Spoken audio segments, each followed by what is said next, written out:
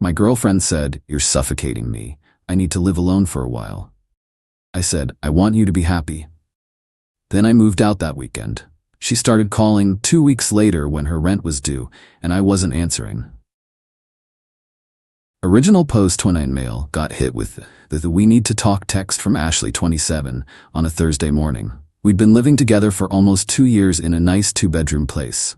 My lease, my credit check, but we'd been splitting everything 50-50 like clockwork. She sat me down that evening with this whole prepared speech about personal growth and finding herself. The highlights. "I feel like I'm losing my identity living with you. I need my own space to breathe. You're not doing anything wrong, but I'm suffocating. I need to live alone for a while. This isn't about us breaking up. I just need to rediscover who I am without someone always there." I sat there listening, nodding, asked if there was someone else. She got offended. "This is exactly what I mean. You're always so suspicious. I just need independence." Here's the thing. I'd been paying 70% of everything for months because her freelance photography business was building momentum. The utilities were all in my name. Internet, electricity, water, all auto-debited from my account, and she'd Venmo me her half, which had gradually become her third, then her quarter. "So what are you thinking?" I asked. "I found a studio downtown. It's perfect for me. I can move in next month. We can still date, just with space." I looked at her for a long moment. "You want me to move out?" "Well, it makes more sense for you to find something. This place is perfect for my photography equipment, and you work from home anywhere." The audacity. The apartment I'd lived in for 4 years that I'd furnished, where I'd set up my entire home office, was suddenly perfect for her needs. "Okay," I said, "I want you to be happy." Her face lit up. She hugged me, started talking about how this would make us stronger. That Saturday, I rented a U-Haul. Update 1. The look on Ashley's face when she came home from her photography workshop, which I later learned was brunch with her friends celebrating her brave decision, was priceless. Half the apartment was empty. My desk, my monitors, my entire office setup, gone. The living room TV, my gaming console, the coffee table I'd restored myself, gone. The kitchen appliances I'd bought, KitchenAid mixer, espresso machine, air fryer, gone. Even took the shower curtain, because technically, I'd bought that too. What are you doing?" She stood in the doorway, mouth open. "You need space to find yourself. I'm giving you all the space you need." I was carrying out the last box of my books. "But where are you going?" "Found a place, month-to-month lease across town." "You wanted to live alone, right?" "I meant, I thought you'd stay here until I moved out next month." "Why would I do that? You're suffocating living with me. I'm fixing that immediately." She followed me to the U-Haul. "This is crazy. You can't just leave. Watch me." "What about the rent? It's due in 2 weeks. That's between you and the landlord. Your name isn't on the lease, remember? But I can't afford $2,400 by myself." Should have thought about that before deciding you needed independence. The text started that night. "This is so immature. You're punishing me for being honest about my needs. Real partners support each other's growth." I didn't respond. She wanted space, she got space. Sunday morning, I went back to get my mail and turn in my keys to the landlord. Explained I was breaking the lease, happy to pay the 2-month penalty. He was cool about it. Said he already had 3 applications for the place at $2,600. Ashley was there, had clearly been crying. "Please don't do this, let's talk." We talked. "You made your needs clear. I'm respecting them." I didn't mean right now. When someone tells you they're suffocating, you give them air immediately, not on their timeline. She tried another angle. "Where am I supposed to go?" "You found a studio downtown, remember? Perfect for your photography. That's not available until next month, and it's at $1,800. Sounds like a you problem." The utilities were set to disconnect in 5 days when the billing cycle ended. I'd already set up everything at my new place. Smaller, but mine. Monday, her mom called. "Daniel, sweetie, Ashley's very upset. Can't you two work this out like adults?" "We did, Patricia. She communicated her needs, I respected them. But she has nowhere to go. She has the studio she picked out, plus she wanted independence. That includes being independent from my housing and financial support." "You're being cruel." "I'm being exactly what she asked for, absent from her space." Wednesday, got a text from Ashley's best friend Meredith. You're such in a hole. She's sleeping on my couch because of you. Didn't respond. Thursday, another text from Ashley. The landlord says I have 3 days to leave or he'll start eviction proceedings. Please come back. Can't. Suffocating you, remember? Friday, she showed up at my office building. Security called me down. We need to talk? She said, mascara smudged. You wanted space. Showing up at my workplace is the opposite of space. I made a mistake. No, you made a decision. Now you get to live with it, independently. The studio fell through. Someone else got it. Unfortunate. Meredith says I can only stay 2 more nights. Better start apartment hunting. With what money? I spent my savings on photography equipment last month. The equipment for your business that's building momentum? Use that momentum. She actually stomped her foot. You're destroying us over one conversation. You destroyed us when you decided I was suffocating you, but still wanted me to subsidize your independence journey. That's not how life works. I'll tell everyone what you did. Please do. Tell them how you wanted to live alone but expected me to keep paying for your housing. See how that goes. Security stepped forward. Miss, I need you to leave. The emails started that weekend. Paragraph after paragraph about how I misunderstood, how she just needed some breathing room, how couples take breaks all the time. I forwarded them to spam. Update 2. 2 weeks passed. I was settling into my new place nicely. Smaller, yeah, but peaceful. No more finding photography equipment everywhere or pretending her artistic vision of leaving dishes for 3 days was valid. Then, Monday hit. My phone exploded. Missed calls from Ashley, her mom, Meredith, even her brother Tyler, who I'd met like twice.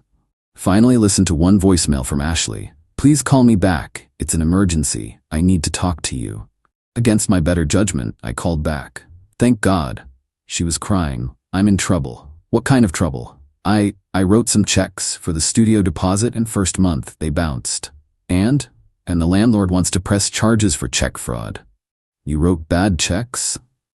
I thought my client payment would clear in time, but they're delayed and now I owe $3,600 plus bounce check fees, and the landlord says if I don't pay by tomorrow, he's calling the police. Sounds serious. Can you help me, please? I'll pay you back. With what money? Your business that's building momentum? Please don't be like this. I'm desperate. You wanted independence. This is what it looks like. I could go to jail. Better call a lawyer then, independently. I can't believe you're doing this to me. I'm not doing anything to you. I'm doing nothing, which is what you wanted. She went quiet. Then, you planned this. You wanted me to fail. No, I wanted you to succeed. You wanted me gone. You can't have both. I'll lose everything. You already threw away everything when you decided I was suffocating you. That's not, I just needed space. You got it, all of it. Good luck with the landlord. I hung up. The brigade started immediately. Her mom called from 3 different numbers, leaving increasingly unhinged voicemails about how I was letting her baby go to jail and how real men protect their women. Tyler texted, Bro, just help her out. She learned her lesson. Learned what lesson? That actions have consequences? Meredith went nuclear on social media. Some men really show their true colors when women ask for basic respect and space. Watching my best friend suffer because her ex is a vindictive monster. Tash narcissistic abuse, financial abuse. I didn't engage, but my buddy Kevin screenshot it and replied, didn't she dump him for suffocating her? Now she wants his money? Make it make sense. The comments turned into a war zone, half supporting her, half calling out the hypocrisy. Tuesday afternoon, Ashley texted, I pawned my camera equipment, got enough to avoid charges. Happy?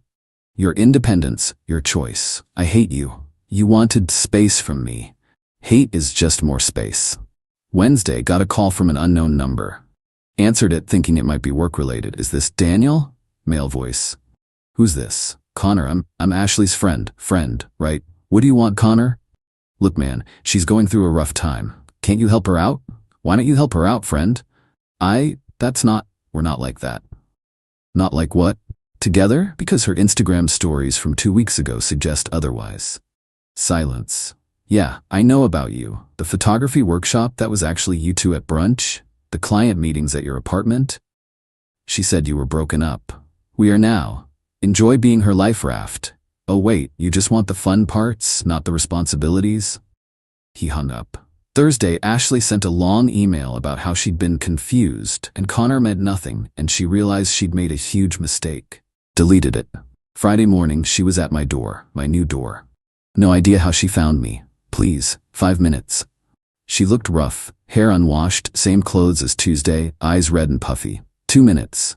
I messed up, I know that now. Connor was, God, he was nothing, just attention, validation, I don't know. You nuked our relationship for attention?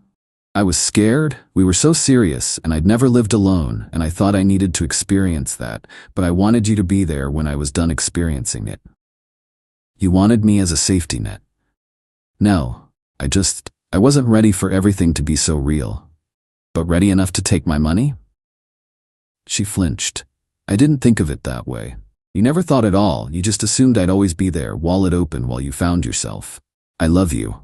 You love what I provided.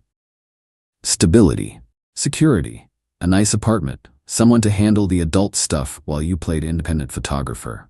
That's not fair. Fair? You want to talk about fair? You told everyone I was suffocating you, made me the villain. Then when I gave you exactly what you asked for, you tried to make me the bad guy for that too.